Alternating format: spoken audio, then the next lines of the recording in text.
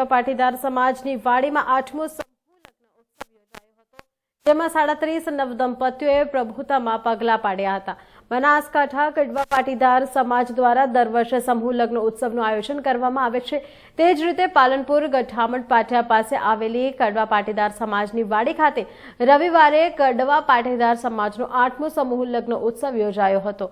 આ પ્રસંગે કડવા પાટીદાર સમાજના 37 નવદંપતીએ પ્રભુતામાં પગલાં પાડ્યા હતા, જેમને સમાજના આગેવાનોએ અને સ્વામિનારાયણના સંતોએ આશીર્વચન પાઠવ્યા હતા। પાટીદાર સમાજ પાલનપુર દ્વારા ખૂબ સુંદર મજાનું આયોજન થયું છે સમૂહ લગ્નનું, અને આ સમૂહ લગ્ન દ્વારા સમાજની એકતા અને ભાવપ્રેમ વૃદ્ધિનું ખૂબ સારું કાર્ય થઈ રહ્યું છે। અને ભગવાનને પ્રાર્થના કરું કે આ કડવા પાટીદાર સમાજ દ્વારા આવા વિશેષ કાર્યો થતા રહે, સમાજની એકતા વધતી રહે અને ગરીબ અને શ્રીમંતની જેમ સુદામા અને કૃષ્ણની એકતા હતી એવી એકતાનું આ કાર્ય થઈ રહ્યું છે। માટે ખૂબ લાખ લાખ ધન્યવાદ આયોજકો, દાતાશ્રીઓ બધાને। જય સ્વામિનારાયણ। આજે અમારા કડવા પાટીદાર સમાજનો 8મો સમૂહ લગ્ન યોજાઈ રહ્યો છે।